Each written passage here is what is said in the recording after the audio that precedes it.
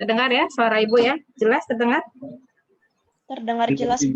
Dengar jelas, Bu. Ya. Assalamualaikum warahmatullahi wabarakatuh.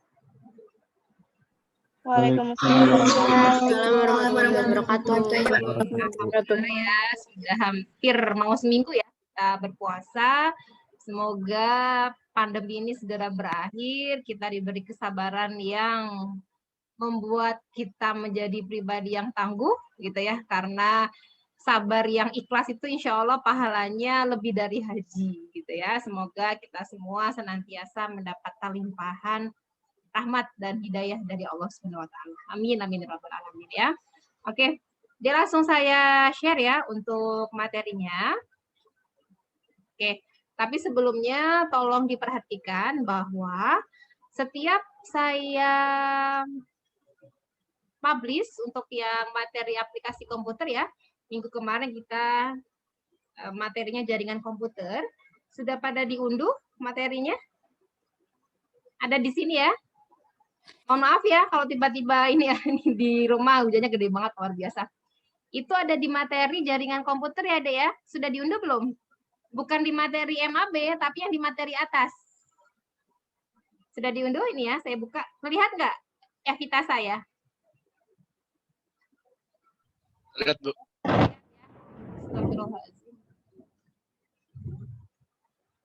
Oh, ini jadi lemot internetnya. Dek, saya izin off cam ya. Saya takutnya nggak keluar ininya. Oke. Mohon maaf ya, izin off cam dulu ya. Jadi lama nih internetnya.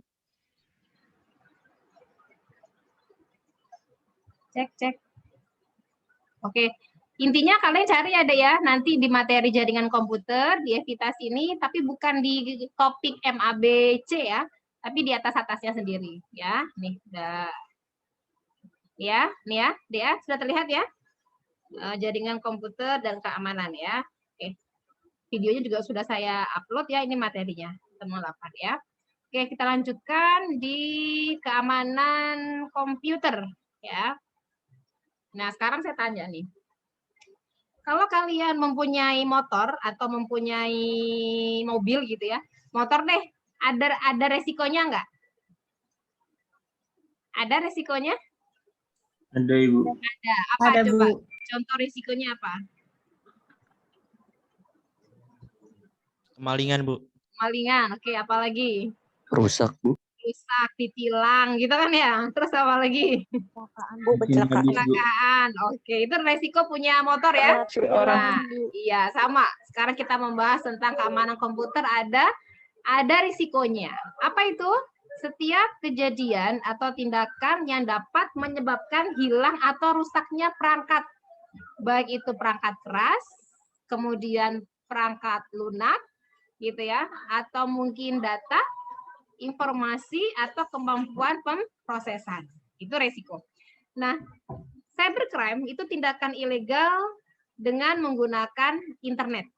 Nah, di sini kita lihat bahwa di cybercrime itu kejahatan luar biasa. Paling mudah yang saat ini kita jumpai ya, kejahatan untuk sosmed ya. Ada yang akunnya dihack, minta saldo gitu kan, minta transferan dana dan seterusnya. Hati-hati ya. Karena udah semakin canggih karena materinya ternyata mudah untuk didapatkan. Belajar tentang ini ya, bagaimana cara untuk mengambil password orang gitu ya. Oke. Nah, di sini adalah contoh dari cybercrime. Apa itu? Hacker, cracker. Nah, kira-kira lebih jahat yang mana nih, Dek? Hacker sama cracker? Jahatan siapa?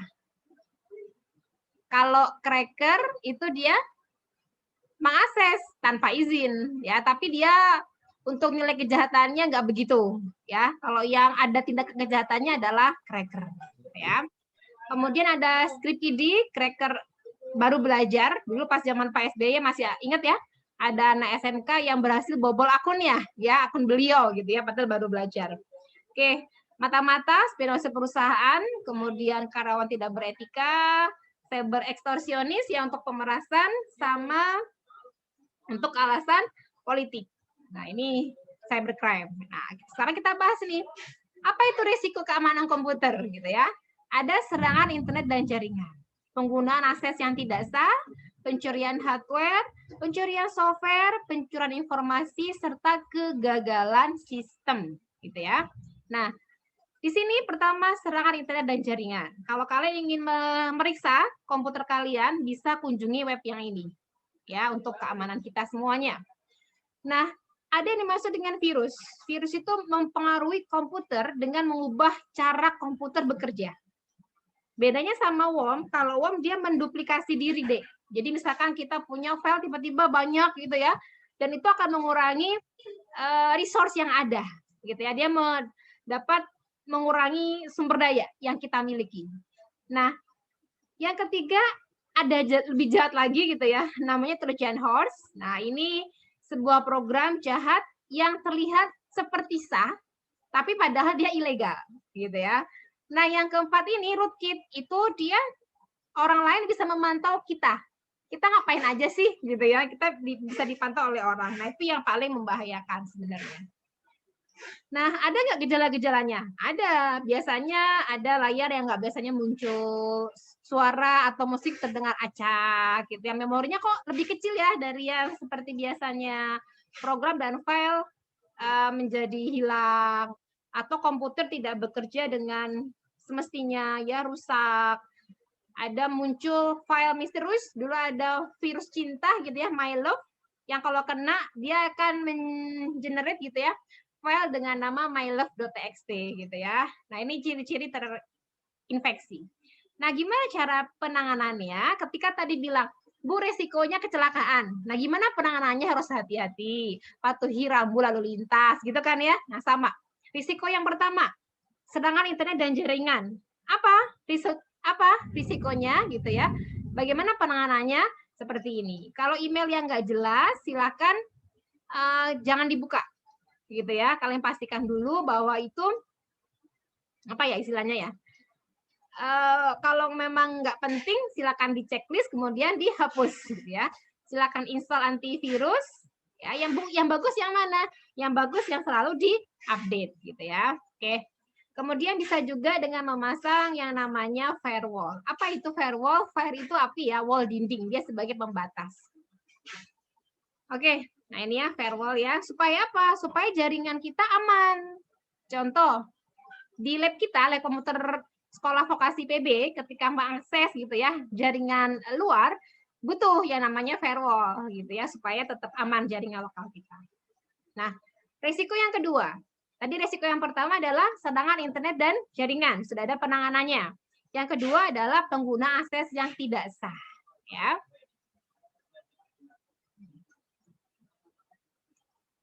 Nah, yang namanya akses tidak sah berarti penggunaan komputer atau jaringan tanpa izin, nggak izin. Nah, kalau penggunaan yang tidak sah, jadi ada akses sama penggunaan. Dia penggunaan komputer atau data untuk aktivitas ilegal, gitu ya.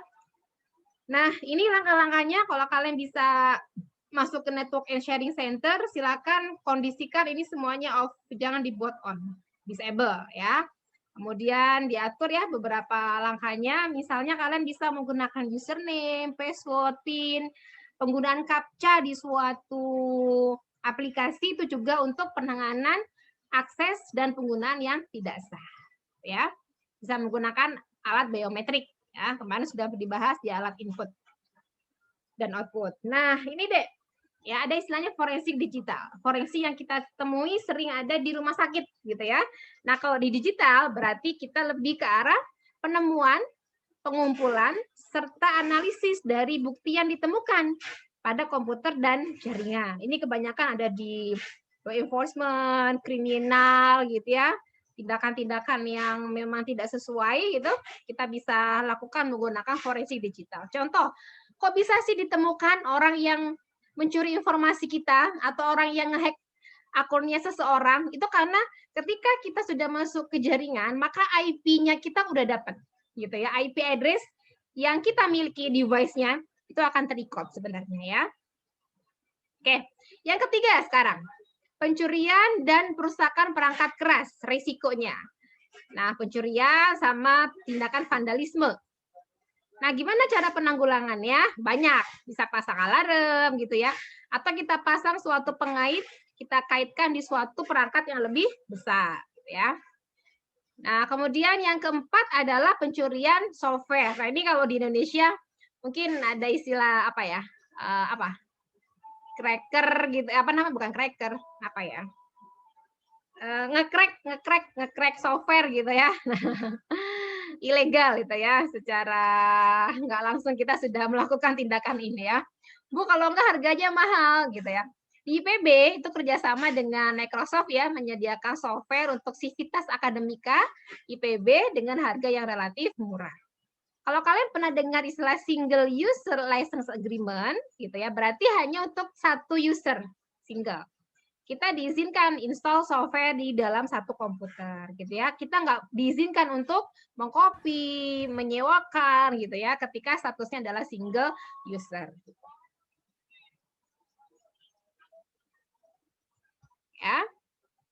Nah, ini ya tadi ya termasuk menyalin, meminjamkan, menyewa gitu ya. Kita suka istilah crack gitu ya. Punya crackannya enggak? Oke, pencurian informasi ini marak terjadi ya saat ini. Bagaimana ketika kita punya data yang penting, penyadap itu dengan mudah menyadap kita. Ya, makanya kita perlu yang tahu namanya enkripsi. Proses mengubah data yang tadinya dapat dibaca, dijadikan yang tidak dapat dibaca. Jadi yang dari plain text ke hypertext. Metodenya apa? Ada 4. Ada transposition, itu menukar urutan. Ada substitution, mereplace, mengganti. Kemudian ada expansion, ini dia menyisipkan, insert karakter. Ada compaction, dia menghapus. Gitu ya, metode yang sederhananya. Kemudian ada digital signature. Nah, ini beda dengan digital image yang kita foto. Bukan ya, beda ya. Jadi kalau di bidang komputer, di bidang keamanan, itu kita perlu membuka seperti ini untuk menandatangani dokumen yang penting. Kayak misalnya sekarang musim pandemi gitu ya. Itu kita menggunakan digital signature. Intinya apa? Memastikan bahwa kitalah yang berhak untuk tanda tangan, gitu ya. Bukan tanda tangan image terus kita foto, itu bukan ya, bukan seperti itu. Itu namanya tanda tangan tempel ya. Tanda tangan image gitu. Ini contoh teknik pengamanannya ya. Ada digital certificate, ada TLS, ada secure HTTP, ada VPN. Nah, ini kalau kalian lihat di web ada yang HTTPS gitu ya. Nah, S-nya itu ya salah satu contoh dari keamanan. Oke. Begitu kegalangan sistem, ini terjadi beberapa faktor. Contohnya saat ini nih di Bogor, listriknya sering mati gitu ya. Voltasenya naik turun nih. Nah, itu harus hati-hati karena juga bisa menyebabkan kerusakan pada perangkat komputer ya. Selain itu ada yang aging hardware, natural disaster sama error di dalam suatu program komputer. Nah, ini cara melindunginya. Kalian bisa pasang UPS ya. Jadi kalau misalnya ada UPS, kita masih bisa menyimpan ketika listriknya mati gitu ya, menyimpan file kita dengan sempurna, tidak langsung mati ya. Kita ada waktu untuk shutdown dengan benar. Gitu. Backup ini penting, Dek.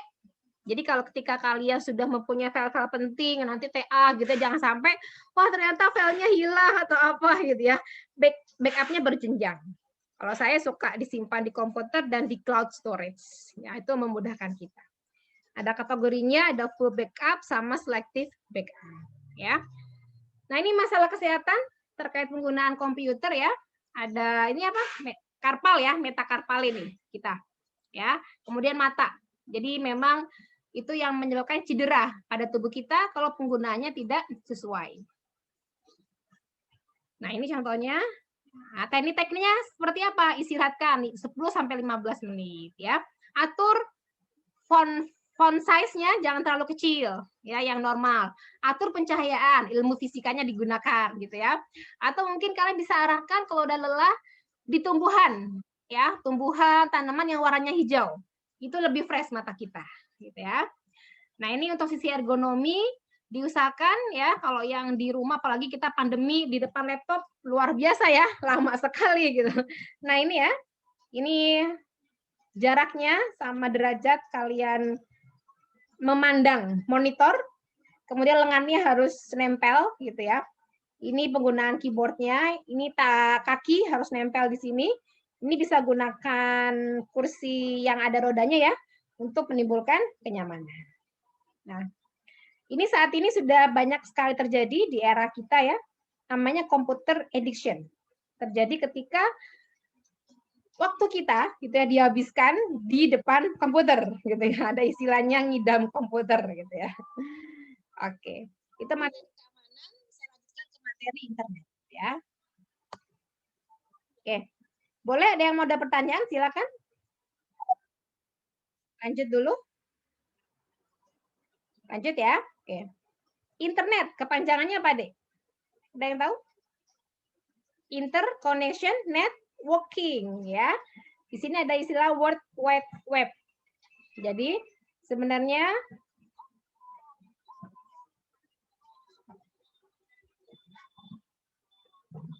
ya.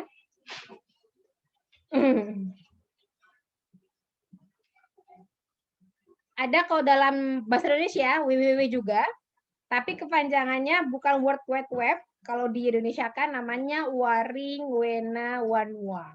Ini katanya bahasa Jawa. Saya juga nggak paham ini artinya apa ya. Saya orang Jawa. Intinya mah jelajahin dunia, Wanwa gitu ya. Oke. Nah, ini kumpulan ya, kumpulan jaringan di seluruh dunia menghubungkan jutaan bisnis, pemerintahan, pendidikan sampai ke individu. Akses provider, jadi bisnis yang memberikan layanan akses ke internet ya untuk individu maupun organisasi, baik yang gratis maupun yang berbayar. Nah, di sini ya, di sini untuk ISP ya, Internet Service Provider OSP sama WISP-nya. Nah, ini yang tadi saya sampaikan, Dek, bahwa ketika kita, komputer kita, device kita, ya terkoneksi ke dalam jaringan, entah itu jaringan lokal maupun jaringan internet, gitu ya, itu akan diidentifikasi dengan IP address, gitu ya. Angka yang secara unik mengidentifikasi tiap komputer itu ada 4 bagian, 1 dipisahkan dengan titik ya, 2, 3, dan 4. Nah, kita sebagai manusia itu kalau diminta untuk menghafalkan kombinasi angka ini kewalahan gitu ya. Makanya ada namanya domain name. Apa itu domain name? Versi teks dari IP address. Kenapa? Karena kita susah ngapalin kombinasi angka. Kalian diminta menghafalkan apa? Nomor handphone teman dengan nama teman, enakan yang mana? Surya. Enakan ngapalin yang mana? Nama teman ya, gitu ya.